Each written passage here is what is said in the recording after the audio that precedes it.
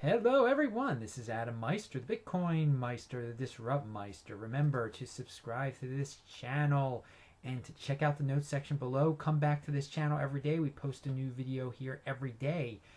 Wow, in a month I am going to be in Africa. Actually, in 2 weeks I'm going to be in South Africa.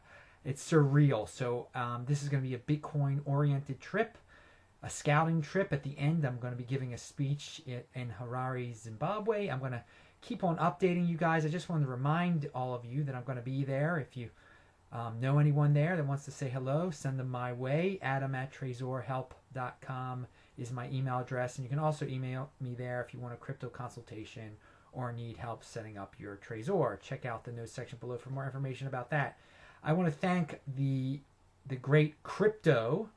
He has a channel, a cryptocurrency channel. I think I've mentioned it before. He gave me a nice shout out in one of his videos very recently. You guys check out Crypto's channel also. He does a lot of videos. It's a different approach. Again, we all have different approaches. So you probably are very familiar with his videos anyway, but check it out. I'll link to it below in the notes section. I want to briefly mention that Ethereum, someone mentioned in the comment section, I already knew this, but I should mention it. Ethereum is under a denial of service attack. It's been being attacked. It's been attacked for the last 2 weeks or so. I don't even know. I don't know much about this. I'm not going to create FUD.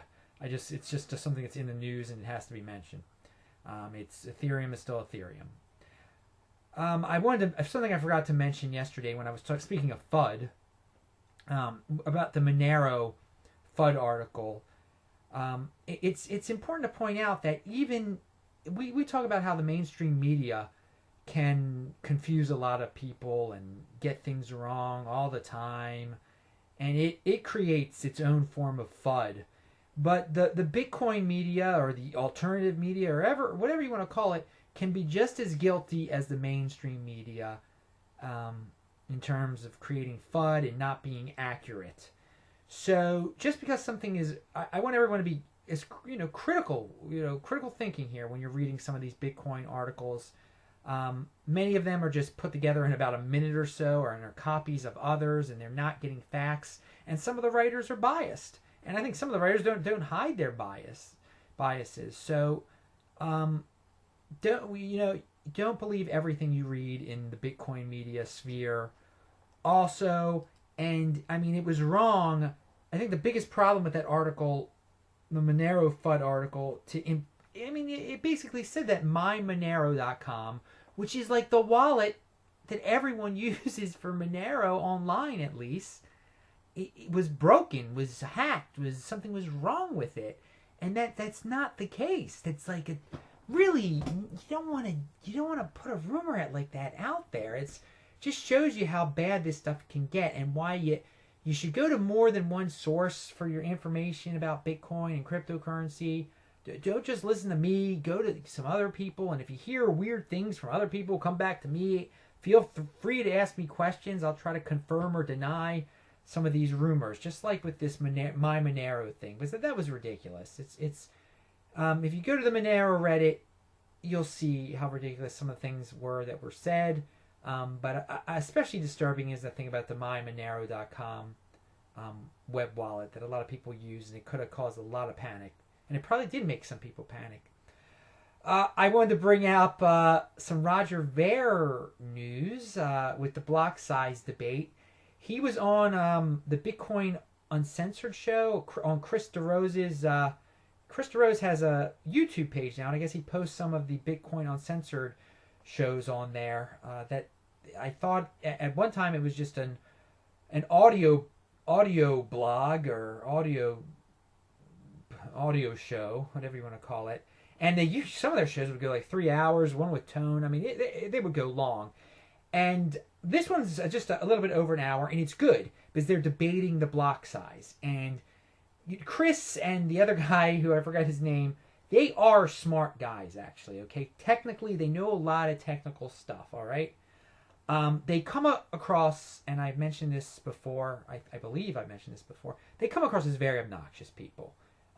Maybe they are really obnoxious in real life. They try to be the Howard Stern of Bitcoin. I don't know. Now, they did tone it down for this. They toned it down, but a lot of people are familiar with their ways. And then some people aren't familiar with their ways at all. So when some of the little bits of obnoxiousness would come out, I mean, some people are going to be turned off by that. And I mention all this because I enjoyed listening to it, especially about the first half hour or so, because I thought they won the debate hands down with the facts. I mean, they just had Roger Ver just kept saying it's the blocks are are full. They're filled now. But they kept pointing out that, dude, you don't have to pay $26 to send a transaction. It will get there eventually if you do. You don't have to pay very much. You can do 12 cents. Roger Ver kept bringing up or a few times he brought up how he had to pay $26 for one transaction. And what they got him to say was that was what the recommended amount was, and he blindly did it because he didn't pay attention.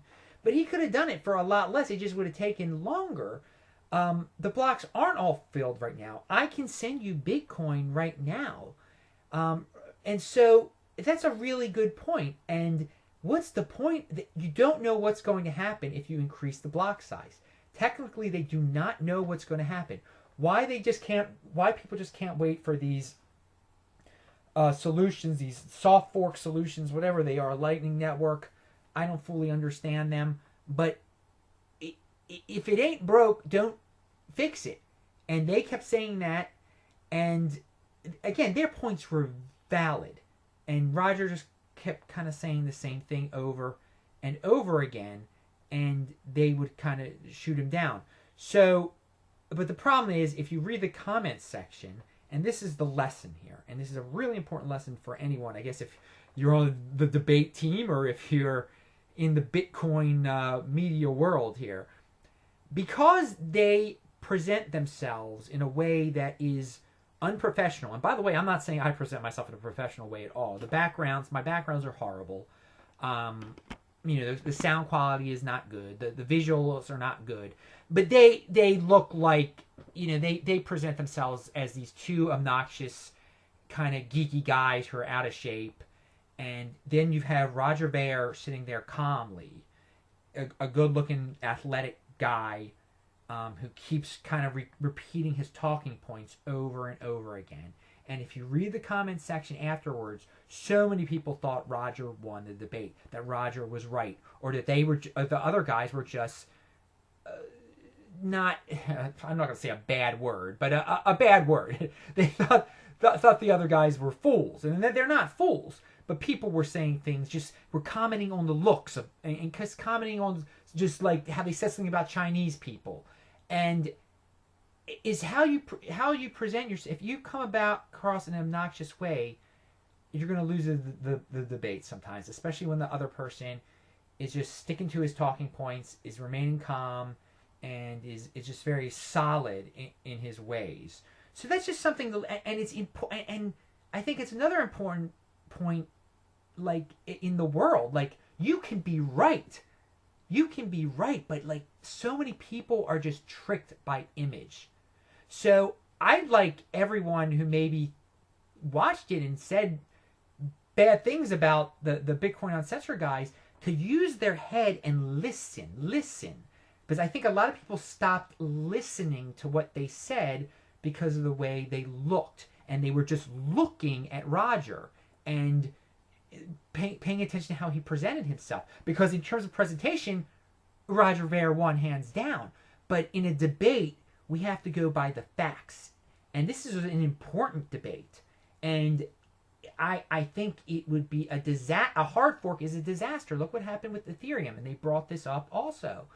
I think, personally, it would be... I think that if Roger's solution, if it wins, and I doubt it will, if this hard fork thing wins, it will be a disaster. So those of you who are on the other side, like me, who think it's a disaster, everyone has to get their act together, be calm, and just point out debates like this where the other side clearly won, but also say, hey, listen to what they're saying. Don't look at them.